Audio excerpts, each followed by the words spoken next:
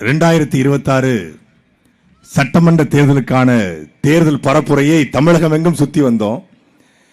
எல்லா இடத்திலும் எங்கள் கட்சியினுடைய வேட்பாளருக்கு வாக்கு கேட்டு இங்கே எங்கள் அண்ணனுக்கு வாக்கு கேட்கிற ஒரு வாய்ப்பு. தமிழ்நாடு சட்டசபையில் 1952 தொடங்கி யாரெல்லாம் சட்டமன்றத்தில் இருந்திருக்கிறார்கள், அந்த சட்டமன்ற உறுப்பினர்கள் யார் மக்கள் பணத்தை ஒரு காசு கூட எடுக்கல அப்படிங்கிற பட்டியலை நானும் ஹிமாயினும் உட்கார்ந்து போட்டோம். இந்த சட்டமன்ற உறுப்பினர் மக்கள் காசை எடுத்ததே இல்ல, மக்களுக்காக பேசியிருக்காரு. ஒரு 10 எடுப்போம். ஏன்னா 1952 2021 2400 பேர் ஆயிருக்காங்க. சரி, 2410 ஒரு விழுக்காடு கூட இல்ல எடுத்தோம். நான் முதல்ல சொன்னேன், நம்ம தாத்தா முத்துராமலிங்க தேவர் மக்கள் பணத்தை எடுக்காத ஒரு தலைவன் அவரு. டேய், நான் ஒண்ணு சொல்றேன், மூக்கையா தேவர்ரா மக்கள் பணத்துக்கு ஆசைப்படாத ஒரு தலைவன், மக்களுக்காக சட்டசபையில பேசிய ஒரு தலைவன். நான் அடுத்து சொன்னேன், நம்ம தாத்தா கர்ம வீரர், கிங் மேக்கர், கல்வி கண்டிருந்த காமராஜர் அப்படின்னு. அவரு டேய் நம்ம தாத்தா கக்கன்றா அப்படின்னாரு. நான் அடுத்த சொன்னேன், ஒடுக்கப்பட்ட மக்களுக்காக, பொதுவுடைமை மக்களுக்காக பேசி போராடிய நம் தாத்தா ஜீவானந்தம் அப்படின்னு. அடுத்து அவர் சொன்னாரு முத்துராமலிங்க தேவர்றாரு. அடுத்து நான் சொன்னேன் மூக்கையா தேவர்னு. அடுத்து அவர் சொன்னார் காமராஜர். அடுத்து அவர் சொன்னார் கக்கன்னு. மாறி மாறி 5 தாண்டல. மூக்கையா தேவர், முத்துராமலிங்க தேவர், காமராஜர், கக்கனு, ஜீவானந்த தவிர 1952 பட்டியல் எடுத்தா மக்கள் காசை திருடாத, மக்களுக்காக பேசக்கூடாத ஒரு ஆள் இல்ல. சரி, இந்த திமுக ஆட்சியில் யாருமே இல்லையா அப்படின்னு பார்த்தா ஒருத்தர் இருக்காரு. திண்டுக்கல் மாவட்டம் நத்தம் சட்டமன்ற தொகுதியில ஆண்டி அம்பலம் ஒருத்தர். அவர் ஒருத்தர் தான் மக்கள் காசை திருடாத ஒரு சட்டமன்ற உறுப்பினர். 2016 எம்எல்ஏ யாரு? நத்த எம்எல்ஏ ஆண்டி அம்பலம். 2021 தோத்து போறாரு. இப்ப போய் அவர் சீட்டு கேட்டிருக்காரு. நீங்க இதுக்கு அன்பிட் அப்படின்னு நத்தத்துல திமுக சீட்டு கொடுக்கல. திமுக இருக்கிற ஒரு நேர்மையான மனுஷனுக்கு சீட்டு கொடுக்கல. மொத்தமாகவே இந்த 52 ஆண்டுகள்ல மக்களுக்காக மக்கள் காசை எடுக்காத ஒரு சட்டமன்ற உறுப்பினர் இதுவரைக்கும் உருவாகல. அதை உருவாக்கத்தான் காரைக்குடியில் அண்ணன் சீமான் அவர்கள் இந்த களத்தில் நிற்கிறார். மூக்கையா தேவரும், முத்துராமலிங்க தேவரும், காமராஜரும், கக்கனும், ஜீவானந்தமும் இருந்த சட்டசபையில இந்த 5 மொத்த உருவமாக இந்த முறை காரைக்குடியிலிருந்து சீமான் என்கிற குரல் சட்டசபையிலே ஒலிக்க இருக்கிறது. இது சத்தியம். நான் நிறைய நண்பர்கள் இந்த அமமுக, நம்ம ஸ்லீப்பர் செல் தான் எல்லாரும் இருக்காங்க இல்லையா, அமமுக கூடிய நண்பன்மார்கள், திமுக கூடிய நம்ம செல்ல தம்பிகள், காங்கிரஸ் கூடிய நம்ம ஆட்கள் இருக்காங்க. இப்ப திமுக காரங்க நம்மளை எப்படி பாக்குறாங்கன்னா, நம்ம பங்காளிகள் எப்ப வேணா அடிச்சுக்கலாம், முதல்ல அவனை அடிங்க, விஜய விட்டாதீங்க. அவனை அடிச்சு அடியில இவங்க ஃப்ரெண்ட்ஸ் ஆயிட்டாங்க. ஃப்ரெண்ட்ஸ் ஆகி மற்ற இடத்துல நாங்க திமுக தான் போடுவோம், ஆனா காரைக்குடியில எங்க ஓட்டு தப்பி கூட மாங்குடிக்கு விடாது. அது எங்க அண்ணனுக்கு தான் முடிவெடுத்தான். அதனால தான் இதுவரைக்கும் சீமான் என்கிற வார்த்தையை உச்சரிக்காத வாய்கள் முதலாக உச்சரிக்க தொடங்குது. ஏன்? சீமான் ஏறி வராரு. பக்கத்துல ஒரு அமைச்சர் சொன்னாரா, காரைக்குடியில சீமான் வெல்றது பிரச்சனை இல்ல, சீமான் காரைக்குடி ஒப்படைச்சீங்கன்னா சிவகங்கை மாவட்டத்தையே நீ மறந்துட வேண்டியதான். ஏன்னா தமிழ்நாட்டிலேயே சிவகங்கை மாவட்டம் 1,67,000 ஓட்டு வாங்கி நாடாளுமன்றத்தில் அதிக ஓட்டு வாங்கியிருக்காரு. சிவகங்கை காரைக்குடியை பிடிச்சா மானாமதுரைக்கு வருவாரு, பரமக்குடிக்கு வருவாரு, திருப்பத்தூருக்கும் வருவாரு, எனக்கும் உழ வைப்பாரு அப்படின்னு ஒருத்தர் சொல்லியிருக்காரு.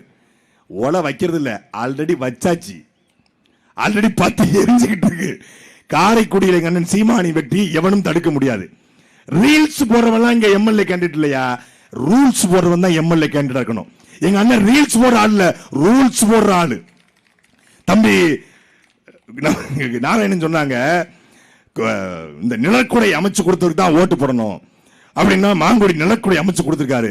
நிலக்குடை அமைச்சு கொடுத்தா ஓட்டு போடணும்னா ரொம்ப நேரமா நிழலை கொடுக்கிறது இந்த மரம் தான். மரத்துக்கு ஓட்டு போடலாமா? அதுதான் அதிகமான நிழலை கொடுக்குது. இது சொன்னது அண்ணன் சீமான். எனக்கு கருத்து சொல்லிடணும்ல. அப்போ சட்டமன்ற உறுப்பினர் என்பவர் யார்? காரைக்குடி மொத்த மக்களும், தேவக்கோட்டை மொத்த மக்களும் சட்டசபையில் பேச முடியாது. உங்கள் குரலாக ஒலிப்பதற்கு ஒரு தலைவன் தேவைப்படுகிறான். மன்னன் மாங்குடி அவர்களோ, அண்ணன் தேர்போகி பாண்டி அவர்களோ, தம்பி பிரபு அவர்களோ சட்டசபைக்கு போனால் என்ன நடக்கும், அண்ணன் சீமான் சட்டசபைக்கு போனால் என்ன நடக்கும் என்பதை அறிவார்ந்த தேவக்கோட்டை மக்கள் சிந்தித்து பாருங்கள். இவர்கள் போனால் அது வெறும் செய்தி. ஐயா மான்குடியின் வெற்றி என்பது செய்தி, அண்ணன் தேர்வோகி பாண்டியின் வெற்றி என்பது வெறும் செய்தி, தம்பி பிரபுவின் வெற்றி என்பது ஒரு செய்தி, அவ்வளவுதான். ஆனால் காரைக்குடியிலிருந்து சொந்த மண்ணிலிருந்து சீமான் வென்றார் என்பது வரலாறு.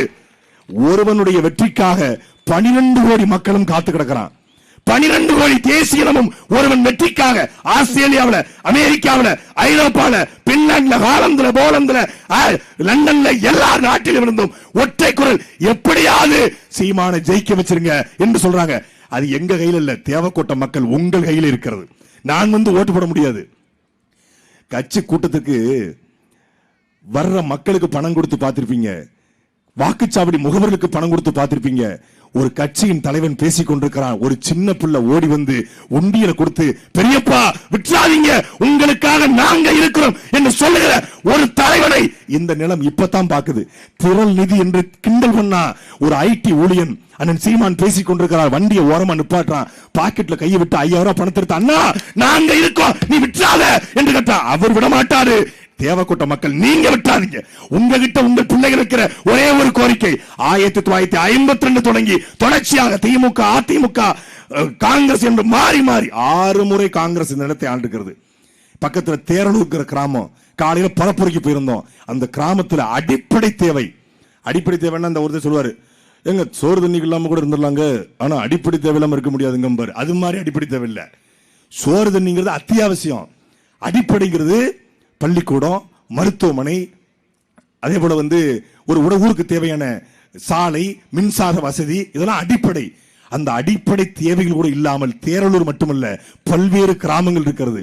இதே தேவக்கோட்டை ஒன்றியத்துல கொடூர் அப்படிங்கிற கிராமம், தர்மன் ஒருத்தன், யாரு கொடூர்ல தர்மன் ஒருத்தன் 200 ஏக்கர்ல அங்களுடைய குளத்து மண் அள்ளிக்கிட்டு இருக்கான். பல பேர் புகார் சொன்னாங்க, தர்மம் அள்ளிக்கிட்டே இருக்கட்டும், மே 4ஆம் தேதிக்கு போய் அண்ணன் சீமான் வர வேண்டாம், சீமான் கார் வந்து நின்னா போதும் தர்ம அந்த பக்கம் ஓடி போவான். ஆத்துமணல் கொள்ளையோ, கனிமோல கொள்ளையோ, மலை கொள்ளையோ காரைக்குடிக்குல ஒரு பிட்டை கூட எடுக்க முடியாது. இது எங்கள் தேர்தல் வாக்குறுதி. காரைக்குடியை அவன் எல்லாம் சொல்ல, காரைக்குடியில ஓட்டு இல்ல, காரைக்குடியில அவருக்கு வீடு இல்ல, அவர் காரைக்குடிக்கான தலைவன் இல்ல, தமிழ் குடிக்கான தலைவன். பண்ணையாருக்கு தான் ஊருக்கு வீடு இருக்கும், பாமரனுக்கு எங்கேயும் வீடு இருக்காது. எங்க அண்ணனுக்கு எங்கேயுமே வீடு இல்ல. ஆனா சிவகங்கை என்றால் யார்? வேலுநாச்சியார். சிவகங்கை என்றால் மருதுபாண்டியர். சிவகங்கை என்றால் வேலுநாச்சியார், மருதுபாண்டியர் எப்படி அடையாளமோ அப்படி சிவகங்கை என்றால் சீமான் என்பதும் ஒரு அடையாளம். எங்க அண்ணனை தாண்டி மண்ணின் மகன் வேற யாரா? அண்ணன் கவுண்டமணி படத்துல வடக்கப்பட்டி ராமசாமிக்கு பணம் கொடுத்திருப்பாரு.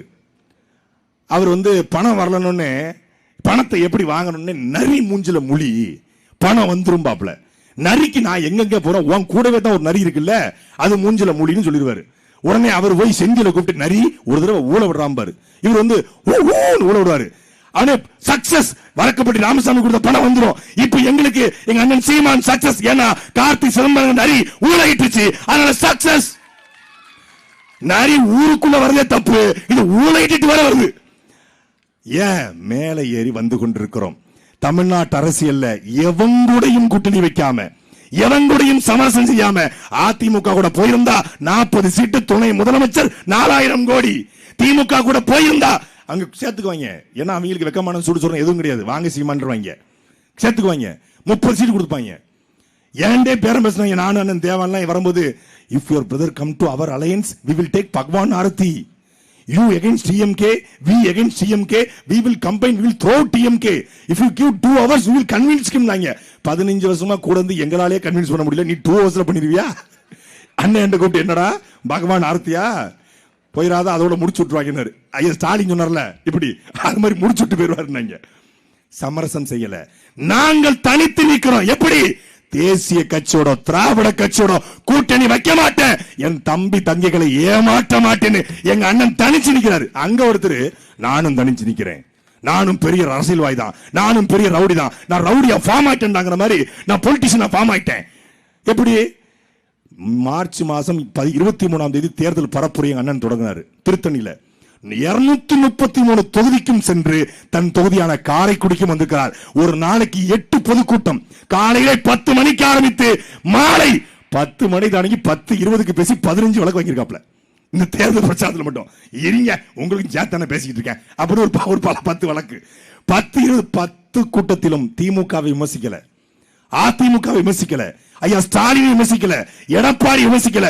காடு வளம், கனிம வளம், நீர் வளம், நிலவளம், பள்ளிக்கூடத்தை எப்படி கட்டுவேன், மருத்துவமனை எப்படி உருவாக்குவேன், தற்சார்பு பொருளாதார கொள்கையில நிலமும் வளமும் சார்ந்த தொழிற்சாலை எப்படி உருவாக்குவேன், எப்படி கடனை அடைப்பேன், என் பெண் பிள்ளைகளுக்கு எப்படி பாதுகாப்பு கொடுப்பேன், காவலுக்கு 8 மணி நேரம் வேலை, பெண் காவலுக்கு 6 மணி நேரம் வேலை, சுழற்சி முறையில் வேலை வாய்ப்பு, குறைந்தபட்ச சம்பளம் 25,000 ரூபாய், ஆடு மாடு மேய்த்தல் அரசு வேலை, விவசாயம் அரசு வேலை, எல்இடி திரையில போட்டு காட்டுறது மக்களுக்கு புரியல. பிரதீப் ரங்கநாதன் பாராட்டுறான். எனக்கு இந்த இன்ஸ்பிரேஷன் எங்க அண்ணன் சீமான்றதான் கிடைச்சு சொல்லி நடிகர் பிரதீப் ரங்கநாதன் பாராட்டுறாரு. ஒட்டுமொத்தமான தமிழ்நாடும் கூர்ந்து கவனிக்குது.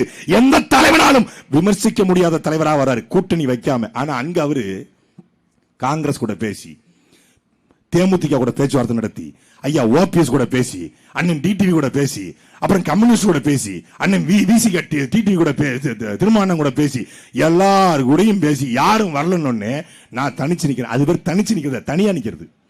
நாங்க நிக்கிறது தனிச்சு. நீங்க எல்லாரு கூடயும் பேசிட்டு நிற்பதுக்கு ஒரு தனிச்சு அல்ல, அது தனியா. ஒரு பாட்டு உண்டு, என்ன மானம் உள்ள பொண்ணு இன்னும் மதுரையில கேட்டாக, அந்த மன்னார்குடியில் கேட்டாங்கிற மாதிரி, என்ன பக்க மாசு கட்சி இன்னும் பாஜக கேட்டாக, என்ன பாடையில ஏத்த பார்த்தாக, என்ன அம்சமான கட்சி இன்னும் அதிமுக கேட்டாக, அந்த அமமுக கேட்டாக, சீர்சனத்தியோட வந்து சின்னம்மாவும் கேட்டாக, அந்த சின்னையாவும் கேட்டாக, வீணா போன கட்சி இன்னும் விசிகால கேட்டாக, என்ன வீணடிக்க பார்த்தாக, கருவருக்கும் கட்சி இன்னும் காங்கிரஸ்ல கேட்டாக, அந்த கம்யூனிஸ்டும் கேட்டாக, மட்டமான கட்சி இன்னும் மதிமுகவுல கேட்டாக, என் மானத்தை கெடுக்க பார்த்தாக, எல்லாம் வரும்னு காத்திருந்த பனையூர்ல என் ஆதவு உன்னால தனிச்சு நிக்கே முன்னால, என்ன பக்காமாசு கட்சி இன்னும் பாஜக கேட்டாக, என்ன பாடையிலத்தை பார்த்தாங்கன்னு எல்லாரு கூடயும் பேசி, ஆட்சியிலும் பங்கு அதிகாரத்திலும் பங்கு, நம்மளை நம்பியும் சில பேர் வருவாங்க இல்லையா, அதுக்கான சூழல் வரலாம் இல்லையா, அவங்களை நம்ம மதிக்கணுமா இல்லையா அப்படின்னு நீவு பொறுத்தவரை கிரண் மாதிரி, மாமாக்கு வயசாயிடுத்து இல்லையா, மாமாவால சுவர்ல ஏற முடியாது இல்லையா அப்படின்னு பேசி டயலாக் போற சினிமா இருந்து எப்படி ஆட்சியை கொடுப்ப, நல்லா இருப்போம் நல்லா இருப்போம் எல்லாரும் நல்லா இருப்போம். எப்படி உங்க பொண்டாட்டி பிள்ளை நல்லா இருக்க மாதிரியா, எப்படி நல்லா இருப்பிய? ஒரு தலைவன் கனவு காண்கிறான். என்ன கனவு? பசிக்கு அழாத குழந்தை, கல்விக்கு ஏங்காத மாணவன், வேலைக்கு அலையாத இளைஞன். இது என் கனவு இந்தியா என்கிற பகத்சிங் கண்ட கனவை காண்கிற தலைவன் எங்களுடைய அண்ணன் செந்தவன் சீமான். சாதியாலும் மதத்தாலும் திராவிடத்தாலும் ரசிக மனப்பான்மை பிரிந்து கிடந்த எங்களை தமிழன் என்று திரட்டிய தலைவன் காரைக்குடிக்கு உங்களை நம்பி வந்திருக்கிறான். நடிகன் வருவான், மண்டி போடுவான். நீ பழனிக்கே பால் காவிடி தூக்கினாலும் நடக்காது ராஜா. சினிமாவிலிருந்து சிஎம் கனவோடு வருத்தம் வந்தான். அவனை பிரபாகரன் பிள்ளைகள், சீமானின் தம்பிகள் ஓட ஓட விரட்டினார்கள் என்கிற வரலாறு எழுதப்பட இருக்கிறது. தமிழ் தேசியத்துடைய வரலாறு இந்த 2026 துவங்க இருக்கிறது. 2ஆம் எண்ணிலே இருக்கிற அண்ணன் சீமானை முதல் இடத்துக்கு கொண்டு வர வேண்டியது தேவக்கோட்டை மக்கள், உங்களுடைய பொறுப்பு, காரைக்குடி மக்களுடைய பொறுப்பு. இந்த முறை ஏர் சுமக்கும் விவசாயி சட்டமன்றத்திலே ஒலிக்கும். நன்றி, வணக்கம். நாம் தமிழர், தமிழ்தாய் வாழ்க. அண்ணன் சீமான்